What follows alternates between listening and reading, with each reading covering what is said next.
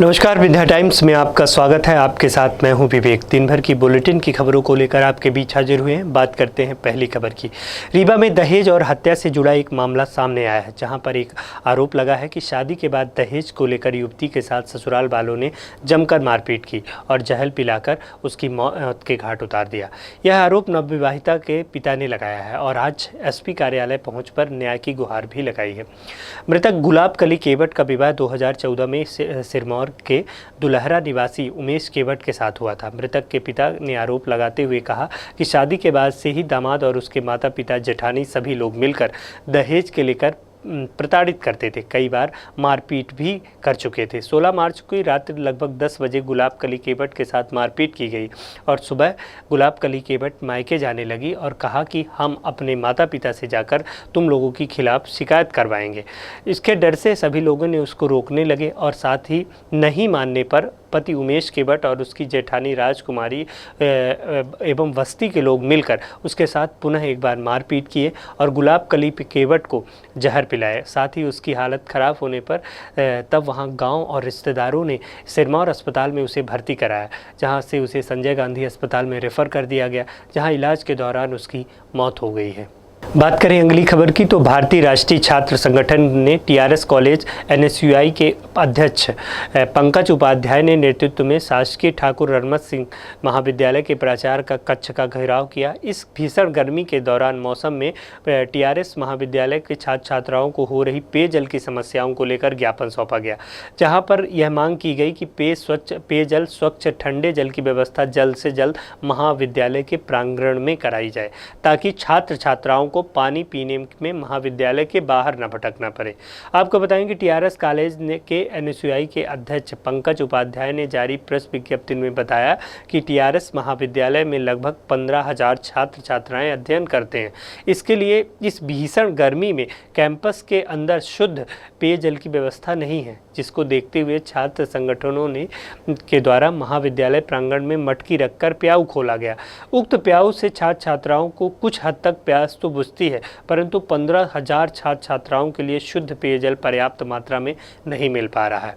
यही वजह है कि महाविद्यालय में छात्र छात्राओं के स्वच्छ एवं ठंडे जल के लिए महाविद्यालय के बाहर भटकना पड़ता है, जिसको लेकर एनएसयूआई के प्राचार्य कक्ष का घेराव करते हुए मांग की कि महाविद्यालय के अंदर स्वच्छ ठंडे जल की व्यवस्था जल्द से जल्द कराई जाए, अन्यथा राष्ट्रीय कांग्रेस संगठन, राष्ट्रीय छात्र संगठन इसके लेकर आंदोलन करेगा और इसके लिए जल्द से जल्द व्यवस्था कराई जाए, नहीं तो बड़े आंदोलन की तैयारी की जाएगी।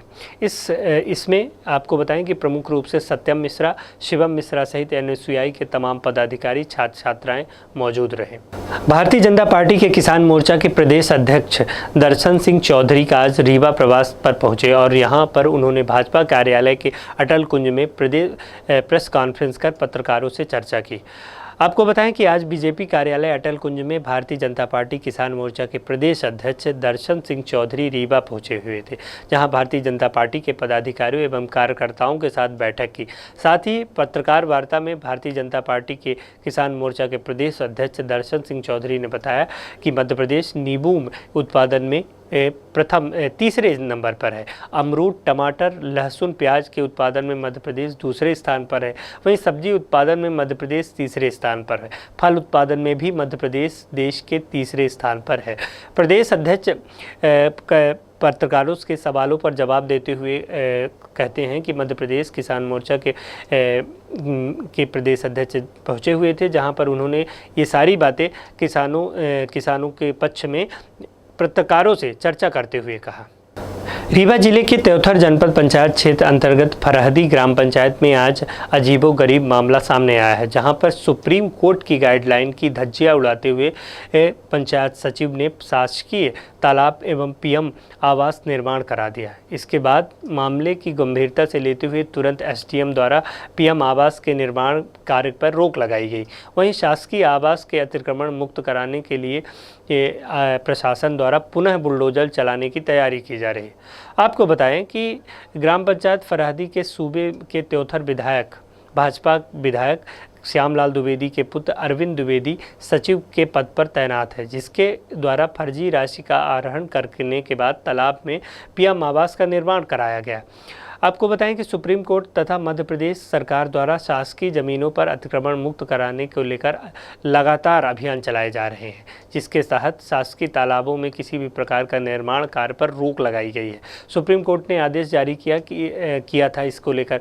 इसके बावजूद भी रीवा में सुप्रीम कोर्ट की गाइडलाइन का सीधे तौर पर उल्लंघन करने का यह मामला देखा गया है, जहां पर जिले के त्योथर जनपद पंचायत के क्षेत्र के अंतर्गत फरहदी गांव का यह मामला है, जहां सचिव की मनमानी के चलते शासकीय तालाब में प्रधानमंत्री आवास निर्माण कराया गया और सीधे तौर पर इसमें विधायक श्यामलाल द्विवेदी के पुत्र अरविंद द्विवेदी, जो फरहदी ग्राम पंचायत के सचिव पद पर तैनात है, उनके द्वारा फर्जी राशि का निकालने के बाद शासकीय तालाब में पीएम आवास का निर्माण कराया शुरू कर दिया गया था। इसके बाद स्थानीय लोगों ने इसकी शिकायत कलेक्टर से की। प्रशासन के द्वारा शासकीय तालाब में बनने वाले पीएम आवास के निर्माण को रोका गया। एसडीएम त्योथर केपी पांडे की माने तो निर्माण कार्य जानकारी लगते ही प्रशासन द्वारा निर्माण कार्य को रोक दिया गया है, जिसके बाद जांच के आधार पर कार्यवाही की जाएगी। इसके अलावा प्रशासनिक अमला शासकीय तालाब के अतिक्रमण मुक्त कराने को लेकर प्रधानमंत्री आवास को गिराने को लेकर बुलडोजर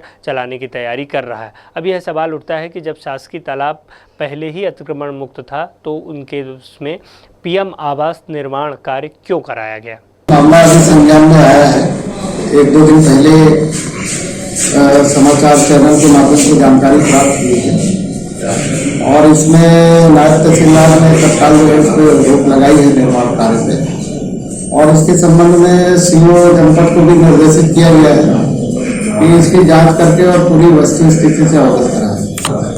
नहीं, शासकीय जमीन में जो अभी माननीय हाई कोर्ट से निर्देश प्राप्त हुए हैं, इनके हटाने की कार्रवाई अगले सप्ताह से हम लोग प्रारंभ करेंगे।